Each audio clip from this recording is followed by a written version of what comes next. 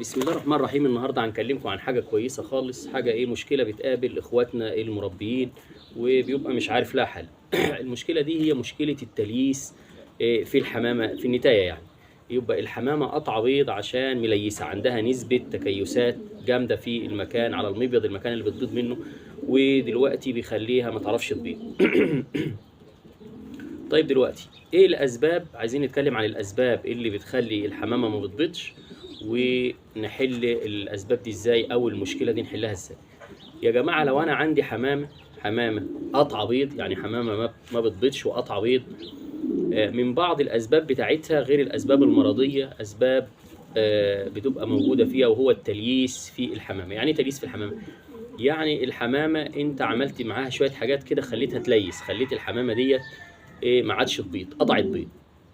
زي ايه مثلا؟ يبقى رقم واحد، اول حاجه اللي انت بتاكل عيش، بتاكل العيش الناشف اللي هو الخبز يعني، بتاكل العيش بكميه كبيره، فالحمامه بيتحول عندها نسبه دهون عاليه في المنطقه دي، المنطقه بتاعه التبويض، اللي هو المكان اللي بتبيض منه، اللي هو عند المبيض يعني.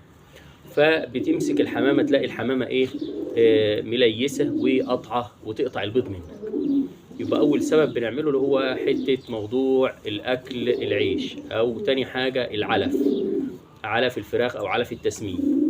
تالت حاجة لو بتأكل ذرة، ذرة بس، ذرة اللي هي الذرة الصفراء أو الذرة البيضاء، بتأكل ذرة بس والحمام بياكل عندك ويشبع وياكل كمية ذرة كبيرة، اعرف إن الحمامة بنسبة كبيرة أوي هيجي لها موضوع التكيسات ده. يبقى إحنا عشان نحل الموضوع ده لازم لها شوية حاجات كده بنعملهم، بنخلي الحمامة إن شاء الله تشتغل معانا. ورقم واحد هو موضوع التصويم، اللي انت بتصوم يعني. كل سنة وحضراتكم طيبين، احنا برضو عشان خاطر رمضان فالمقطع جاي عن الصوم، فبرضو احنا بنصوم بنصوم الحمام برضو. وانا من مكاني هنا بنناشد الاخ المسحراتي اللي بسحرنا كل يوم، ما تجيش تسحرنا الساعة 2 بالليل، احنا كده كده بنبقوا صاحيين، العيال بتقعد تضرب بومب وتضرب صواريخ، فاحنا كده كده صاحيين. فالرجاء تيجي تصحيني الساعة 7 الصبح عشان اروح الشغل، وانا هظبط معاك الدنيا يعني ما تصحينيش الساعة 2 بالليل السحور، انا كده كده صاحي. تعالى صحيني الساعة 7 الصبح عشان ما بقاش قادر اروح الشغل. دي رقم واحد. رقم اتنين، احنا اول حاجة هنعمل الحمامة هنصومها ازاي؟ لو الحمامة بتاكل طقتين في اليوم، هتوكل الحمامة طقة واحدة، هتجوع الحمامة. ولو الحمامة بتاكل مثلا 100 جرام، هتأكلها 50 جرام، يبقى هتقلل في عدد الوجبات وهتقلل في الكمية. ده رقم واحد لعلاج النتاية المليسة. ليه؟ لما انت بتصوم الحمام بتعملها زي عملية ريجيم كده، بتمسك الحمامة يقل معاك نسبة الشحوم ونسبة الدهون اللي موجودة حوالين المبيض، فربنا بيكرم ان شاء الله. كل ما النسبة دي بتقل ان شاء الله الحمامة في احتمال كبير انها تبيض. طيب ايه اللي بيساعد معاك في الموضوع ده كمان؟ رقم اتنين الخل. هتجيب خل التفاح، يستحسن يعني تجيب خل التفاح، بتحط 20 سنتي على لتر ميه وتشرب منه الحمامة لمدة 5 ايام، وتفوت اسبوع وتشرب الحمامة برضه لمدة 5 ايام. تعمل الموضوع ده حوالي 3 مرات في الشهر، يعني انت 5 ايام متتاليين تشربها ميه بخل، بس ما تزودش عن المعيار، معيار ال 20 سنتي على لتر الميه، بحيث ان انت لو كترت في الخل ممكن تعمل لها مشكله في الكبد. يعني لو شربتها خل كميه كبيره ممكن تعمل لها مشكله تانية في الكبد. فانت تخليك 20 سنتي على لتر الميه وتشرب منه الحمامه لمده 5 ايام، وتكررها في الشهر 3 مرات باذن واحد احد. نسبه الشحوم والدهون اللي حوالين المبيض هتنزل. ده بالنسبه لخل التفاح. طب لو انت ما عندكش خل التفاح، لو انت مفلس والظروف يعني بتكح تراب، هتجيب الخل العادي، الخل العادي اللي هو خل القصب اللي موجود في السوبر ماركت، وبرضه تحط 20 سم على لتر الميه وتشرب منه الحمام. بس يستحسن خل التفاح لان تاثيره عالي وتركيزه احسن وبيساعد في الحمام. لو الظروف حكه معاك زي ما قلت لك، اشتغل بالخل العادي. طيب تالت حاجه بعملها للحمام، يبقى انا اول حاجه صومت الحمامه، خليتها بتصوم طقه واحده في اليوم وبقلل في الكميه. وثالث حاجه بنوع في الكلفه بتاعتي، لو انا باكل عيش همنع العيش، لو انا باكل علف فراخ هقلل علف الفراخ خالص او علف التسمين.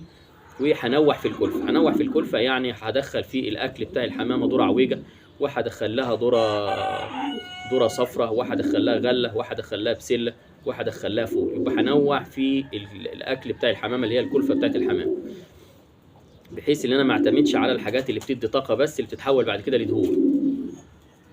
دي تالت حاجه. رابع حاجه ان انا بساعد مع الحمامه في مركبات الهيه سيلينيوم. اجيب اي مركب من الصيدليه البيطري فيه هيه سيلينيوم. هتجيب ازازه دوت كده تقريبا حوالي ب 15 20 جنيه، قول له بس هيه سيلينيوم، هيديها لك دي ايه محفز للتبويض بالنسبه للنتائج. وهتحط لها برده 3 سم على لتر الميه وتشرب منها الحمامه لمده 5 ايام. طب انا اعرف الحمامه مليسه ازاي؟